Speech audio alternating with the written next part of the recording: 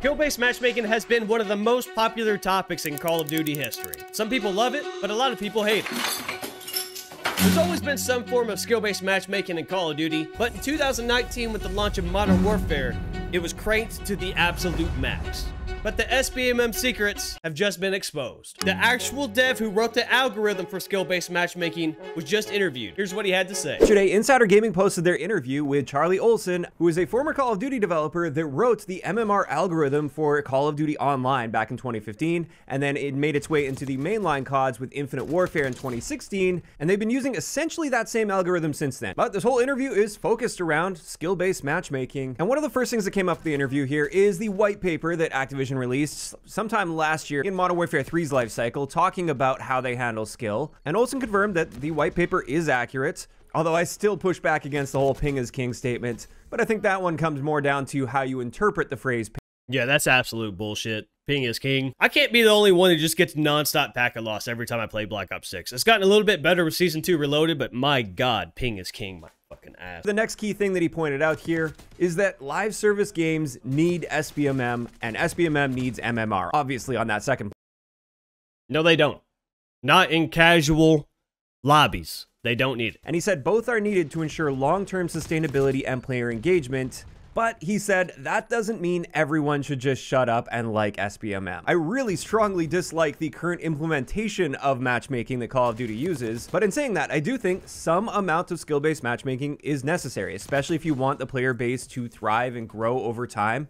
You're going to have at least some protection for newer players. I mean, maybe for like the dudes who don't even know how to hold a controller and shoot, I could see that. But the majority of people kind of know what they're doing, man. There just needs to be some sort of middle ground that we can, you know, you have the shitters who want to be protected. You know, you can't say nothing anymore. Everyone has to have everything handed to them on a plate. I mean, my gods, I'm sorry that I improved at Call of Duty and I want to beat the shit out of these bad players.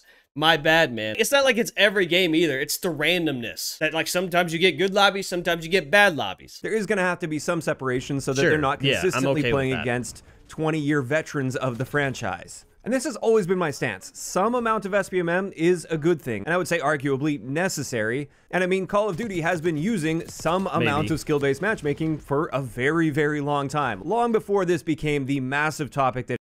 True. Until everybody's favorite game for some reason, Modern Warfare 2019, aka the worst game ever made, just cranked that shit to the max. Olson explained that about half of the players would be driven to stop playing without SBMM because the sometimes you stomp, sometimes you get stomped narrative only applies to around 40% of the players by skill, with 10% of the very top players doing 90% of the pub stomping. And he says that around half of the players would be driven away and would stop playing if there was no SBMM, but with the current implementation of the really strict SBMM, we're finally seeing a whole lot of burnout in the community from the more... Half of the players. You tell me if you get rid of skill-based matchmaking, over almost half of the players who just get up and leave. You know what's crazy about that? Have you seen the fucking numbers on Steam for how many players are playing Black Ops 6 right now? Compare that to how it was way back in the day when there was very little, like, I mean, like some Asian wiener skill-based matchmaking. If skill-based matchmaking is so healthy for a game and it retains all these players, how come they don't show the player count anymore? You go back to Black Ops 1, Black Ops 2, in the bottom it'd show how many players are online. How come they don't show that anymore? Yeah. Bullshit. And the franchise appears to be losing many of those loyal, dedicated players. And I'm seeing this more than ever, especially in my comment sections, for instance, just as an example here. My IRL friends, we all grew up playing Call of Duty. These were like serious Call of Duty addicts. Like, they played more than I do, right? And I play a shit ton already. And it got to a point to where they just got tired of playing the game because of the skill-based matchmaking being so insane. Or if they did play, they didn't even want to play with me because when they would play in my lobbies, bro, you'd have Optic Scumpy and Dashy, you know, just put in your ass the entire time. And it was just so much more challenging in my lobbies than their own lobbies. It sucks, man. It really does suck. It's like a lot of my friends just gave it up and now they're playing other stuff like Marvel Rivals and things. But in recent years on my videos, I'd see the odd comment pop up here or there saying like COD is dead and I'm so done with this franchise and stuff. But that was just the odd comment here or there, and the rest of the comments would generally be focused on... Also, Call of Duty is not gonna die by result of another game. It's gonna campaign itself. My comment sections are just flooded with so many people that are like, I'm done with Call of Duty. I'm so burnt out. I've been holding on for all these years. It's a lot different in my comment section. My comment section is just a bunch of down bad dudes, you know, edging and gooning in the chat and shit. And therefore, I think we're really starting to see the long-term negative impact of the matchmaking system they've been using. In the short term, it's been working great. Long term, I think it's starting to fall apart. And I believe they're starting to lose their previously loyal, dedicated fan base. You know why? The skill-based matchmaking is dog shit. Eliminating SBMM entirely, I don't think would be a healthy thing at all. I also think there's a healthy balance to be found here, and they haven't. Another thing, like, getting rid of it, there just has to be some sort of transparent. I think that's the biggest issue, that they're doing all this. The community knows that it exists, but they don't even acknowledge it, bro. They just pretend they don't even see it, man, like it's fucking John Cena or some shit. If they just talked about it and kind of what was going on behind the scenes and how they determined different things with skill-based matchmaking, I think it'd be perceived a lot better. Then you wouldn't have all these rumors and shit going around about skill-based damage and like he's saying, there's definitely a solid middle ground I would be okay with, because what they have now is not it. Also, right after that in the interview, he did bring up XDefiant as an example of turn-based matchmaking, and I knew this was going to happen the moment XDefiant was announced to be shutting down. I knew people were going to start blaming this on the lack of skill-based matchmaking. XDefiant didn't shut down because of the lack of skill-based matchmaking. XDefiant shut down because it was ass. I mean, it was cool at first, man, but they kind of promised too much shit right off the bat, and it took way too long, and everyone just kind of moved on and kind of forgot about it. When talking about solutions to the matchmaking, Olsen mentions that he thinks the solution here is transparency of where players rank with their skill. He said the massive problem with SBMM, though, is that you don't know what league you're in anymore, and SBMM takes away the sense of skill and mastery. There's less skill feedback, stats don't matter as much, KD is less of a bragging right, and it's a serious design problem, really. So they know. This is the dude who created skill-based. He wrote the algorithm for Call of Duty, skill-based matchmaking. And this is what he's saying. And he's spot on. So it's not like they don't know what the hell's going on. You don't know who you're playing against. You don't know the skill level of the lobby. You can't compare it one-to-one. You can't say, I have this KD, you have that KD. I could have a 1.2 KD, but this guy might have a 1.5 KD, but he's playing absolute fucking idiots with like no thumbs and shit. And also like in the YouTube space, man, pub stomping used to be such a huge thing. You used to be able to flex on people saying, you know, I went 97-1 this game. You know, I dropped double nuke this game. Now it takes all the credibility out of gameplay, because you have no idea the skill level of who you're playing against. KD just doesn't matter anymore. I can't tell you one person who actually cares about it. I don't even know what mine is. He then went on to say, if you're trying to get better at the game, SBMM just rewards you with tougher opponents. And then he said, I'd even say that SBMM punishes players for being good. And players... Dude, he's spot on. The better you get, you just get fucked in the ass. They're like, oh, you're getting better. Instead of being able to perform better and get more streaks and stuff, it's like, nah. Here's a better player, dude. You literally get punished for getting better. There's no reason to be good at Call of Duty. There's literally none. And we have a right to complain about this, and it's not the usual hand-waving of, hey, this is the system that's best for player retention, and therefore, too bad, suck it up, you have no right to complain. I think that's been one of the most frustrating things over the years that has really contributed to the long-term burnout as well, is it seems like they hear all the complaints and the outcry against this, and they basically just say, well, according to our data, this is best for the game, so too bad. They basically tell us to go fuck ourselves. Here's some more macro transactions. Here's a $30 Ninja Turtle skin. Olsen thinks one solution is to reward players with more XP for being better at the game. He said casual doesn't need to be completely about skill like ranked, but you should see something about the average skill of your lobby or opponents, like maybe this match is a gold tier match, so you get a 1.2 XP multiplier. Okay, I like the direction this guy's talking about. I like the direction this guy's going. He's basically saying, depending on the skill level of your lobby, you should get little bonuses, you know, like more XP. Which, you know, I think that's a step in the right direction. More XP is cool, but like, is more XP enough? Also, being able to actually see the skill level of your lobby would be pretty sweet. That would be dope. That would solve all the credibility stuff, because if you're dropping nukes in, like you said, gold tier lobbies or crim tier lobbies or whatever ranking system that they want to use, it'd be a lot more impressive than these dudes, you know, like fucking, like, what's that dude's name? Prom VZ. Dropping triple nukes against, like, handicapped kids and shit. And then, man, oh, I'm the #1 player, Black Ops 6. Fuck out of here with that bullshit. He also says you should be able to see your MMR or your skill rating in the combat record, and you shouldn't have to file a personal data request with Activision. The fact that we can file a personal data request with Activision and see our skill rating but they won't give it to us in a game is just insane to me. If you guys didn't know, you could literally go to their website, request personal data information, and they will show you your skill rating. They'll show you everything. What operator you use, how many dicks you sucked that day, how many matches you won, what map it was. This dev's like the dude. He knows what he did was wrong, but they paid him, so he kind of had to do it. It's almost like being P. Diddy's lawyer. But I absolutely think showing the skill level of the lobby, even if it were a very generalized thing, like just showing that that was a gold lobby, for instance, or a platinum lobby, or whatever it might be, I would absolutely welcome a change like that. Although I feel like that's something where they'd have to wait until the end of the match to show you that. If they showed you that right up front, that would just contribute to lobby shopping a whole lot more. And also it would make it a whole lot easier to exploit the system. And then definitely, as I've been pushing for, your hidden skill rating shouldn't be hidden. If it's going to be determining your gameplay experience so heavily, it should be something that you can see and track in game for yourself. I'm not necessarily saying that we... It's crazy. Because, like, everything that he's describing right now about being able, like, what you should be able to do in public lobbies is literally just ranked play. That's what it is.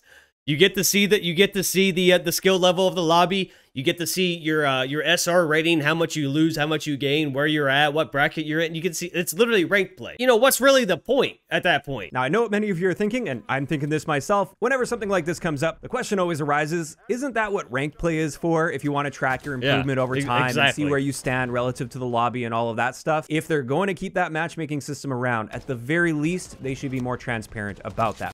At least just tell us, bro. Tell us that you know what's going on and that you're trying to come up with stuff. I mean, even if you just add the XP thing, like that's not a lot, but that's better than nothing, man. It make people feel a lot better. Their morale would be a lot higher. They're like, oh, they actually know, they're actually giving us something for being good at the game. Now, he went on to explain that he did pitch a system like this for Call of Duty on multiple occasions. Apparently, even with a meeting at Infinity Ward when they were developing Modern Warfare 2019, which is where things really changed. I'm going to assume when he pitched that to them, it was like, you guys seen that meme? You guys see that meme where it's a dude in the office? He's like, hey, how about we do this? And they just yeet his ass out the window. I guarantee you that's how that meeting went.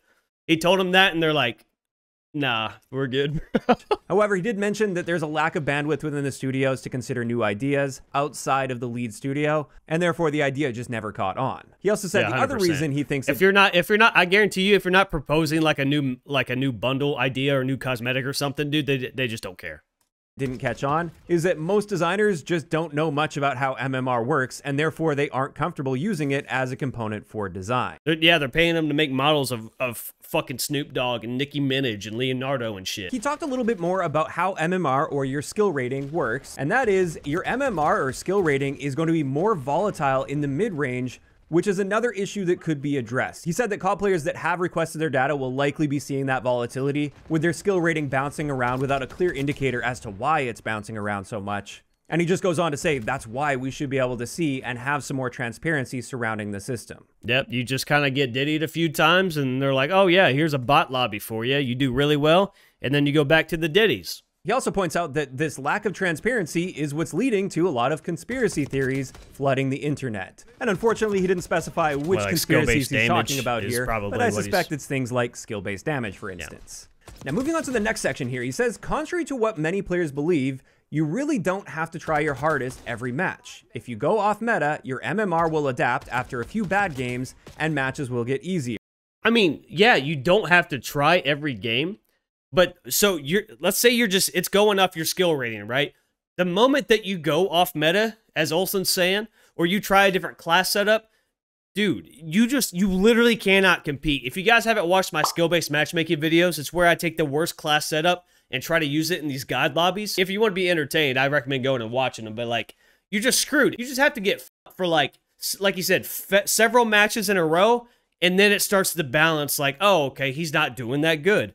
Let's drop the skill rating of the lobby, and then he'll be able to do better with this off-meta weapon. If you don't want to use meta weapons, there's these few games where it's just not fun whatsoever. I don't think that if I want to grind some really weird gun for camos, that I'm going to get absolutely stomped on, including my team, because the team balancing algorithm is expecting me to carry the team, but obviously I'm going off. That's another thing. With the team-based stuff, if you're a good player, it'll put you with some of like the not as good players in the lobby on your team. So expecting you to carry them and for it to be a close match, right?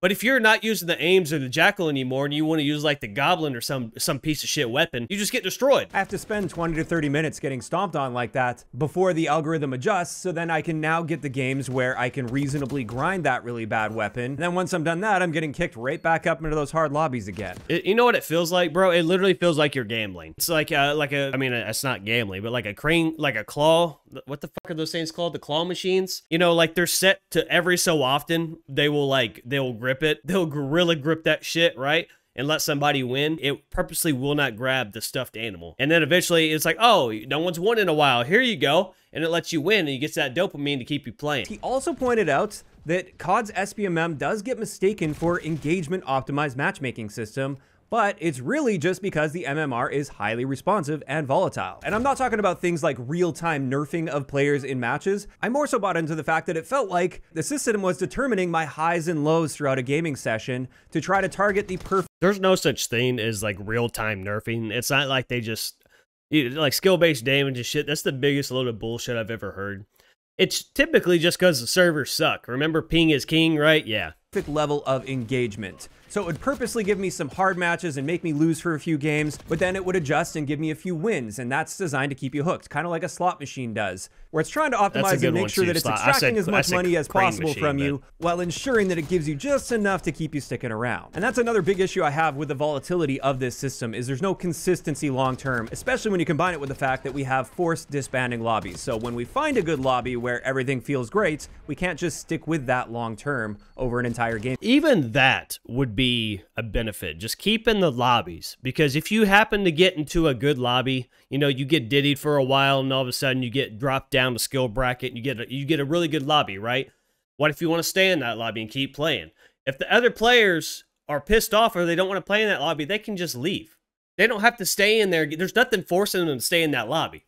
But no, they shoot us off like a bunch of fucking Dragon Balls, dude, after every game. That was also one of the best parts about having the lobby stay together, is that you could, you know, create these rivalries with people. Like, you might get smoked one game, and you'll be talking shit to the guy, and you're like, yo, I'm gonna beat your ass this next game type shit. After you play one dude, they're gone forever, bro. You never, it's like seeing some dude in another state. You ain't ever seen that dude again, probably. So the video I was actually watching was from Exclusive Ace. You guys should definitely go sub to him. He makes all kinds of analytical shit about Call of Duty. The interview, I'll have it linked in the description below if you guys want to go look at the whole thing. But yeah, let me know in the comments what you guys think about all this stuff. Do you think skill-based matchmaking belongs in Call of Duty? Should we meet in the middle somewhere? Or should there just be no skill-based matchmaking whatsoever? Let me know about all that stuff in the comments below. If you watched this far, man, you guys probably have AIDS, and I appreciate you. Code BSolo for 10% off Juvie. Subscribe if you happen to be new. Leave a like on the video. It takes half a second. As always, guys, I'm BSolo. Thanks for watching.